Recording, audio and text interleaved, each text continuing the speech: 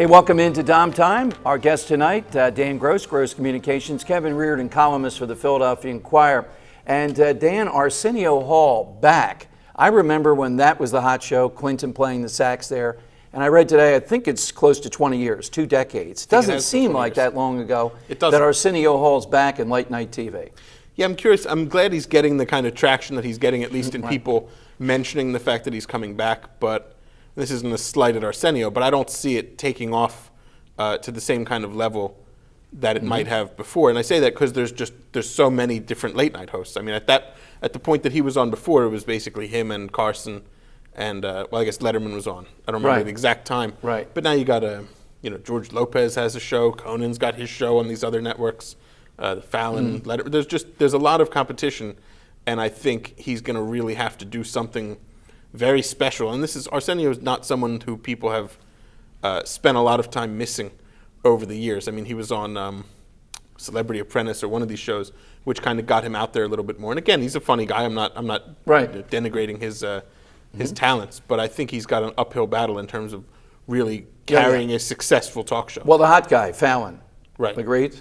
Yeah, he's a hot guy as far as I can tell. The others, although Jay Leno, you talk about Ultimate Survivor. I've interviewed him twice, and I can tell why. This guy is very methodical, very prepared, and knows exactly how to reach middle America. Well, I think each of them, though, have a core following. Right. And it'll be interesting to see if Arsenio can pick up a core following. I don't know if there's these potential, followers out there shopping around for somebody new, but I think everybody, Letterman still, he's got that, and Leno is middle Conan's, America. what's his crew name? What do they call themselves?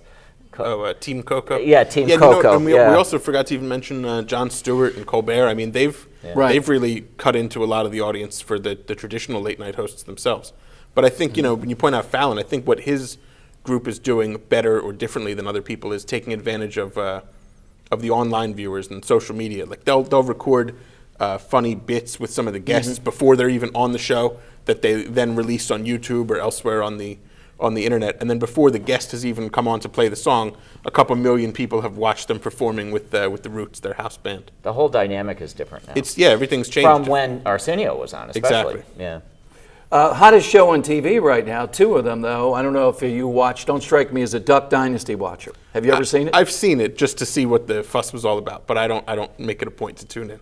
And Kevin, Breaking Bad, I don't know if I remember if I asked that before. I am the hugest bug. It's been the last 2.5 years, and it's amazing. Does Walter White ultimately get punished? What we've seen this week was just riveting TV. I didn't see it, but I have seen the show. I agree with you. It is riveting TV. He is an amazing anti-hero. Doesn't even come close. No. That's an antiquated term. He just gets worse and worse. Yeah. You started out liking him. There was no reason not to. You're pulling for the guy, but every year he just gets worse and worse. But I would go as far as to say that Breaking Bad is not only the best show currently on television, but it's arguably the best dramatic series ever. Ever. I mean, I would say that. I couldn't sleep after watching it on Sunday night, which was actually helpful because I had Boardwalk Empire and a couple other things taped. But I just, my heart was racing. I couldn't believe what I was watching. Well, I'm already into the mode, and we can get emails here, whatever. What is the replacement show going to be? Even though there are 3 weeks left of Breaking Bad, I am plotting that because I got nothing after that. Well, Homeland is very popular. That comes back on the 29th. And Boardwalk Empire has just started. But I think a lot of the passion that people get for these series, people love Breaking Bad, but then they'll be happy to move on to Homeland or one of these other shows. It's going to be like a relief. You don't have to be up at night worrying about what. Yeah, it's going to be. One last comment, big area on your beat too. A study out today saying 25% poverty rate in New Jersey. That's 25% of people living below the poverty rate in New Jersey.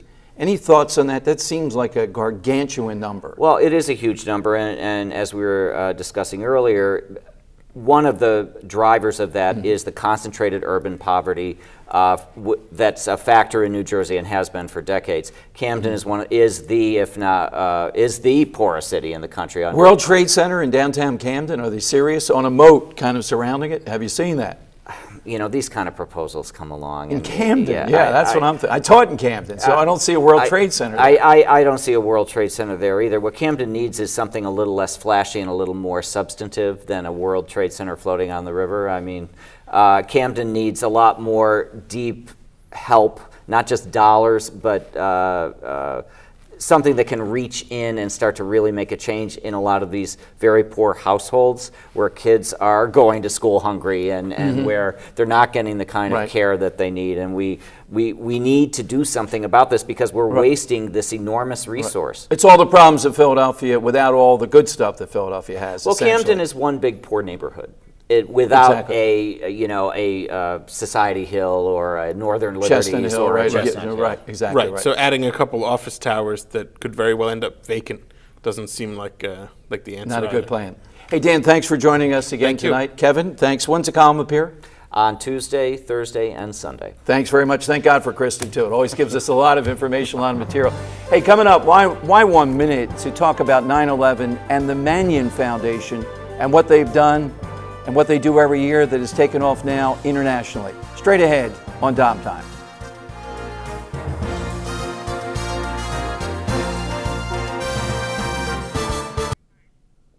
Hey, today we commemorated 9/11. We commemorated all who lost their lives on that day and those that in service to go after our enemies from that day lost their lives. I'm honored every year that I participate in the Travis Mannion Foundation run and events in honor of Travis Mannion, who went back to Iraq for a second tour of duty where he was covered. These events happened either before or immediately after 9/11 every year. I run over at Cooper River Park, which, by the way, if you haven't been there and you're anywhere near South Jersey, it's just a wonderful place for families and to run. And this past Sunday in running there, it's amazing how many of the same faces we see every year that don't forget, that come out, that remember the sacrifice, the supreme sacrifice of people like Travis Mannion. The MannionFoundation.org is a wonderful organization that has taken off now so much that they're now, I believe, in 10 or 12 foreign countries, in addition to most states holding an event. It is a wonderful expression of never forgetting, paying attention to those that have protected us, protected our freedom, and done so much that they offer to us every 9/11. We should remember that. Hey, join me tomorrow night at 7 p.m. for another edition of DomTime.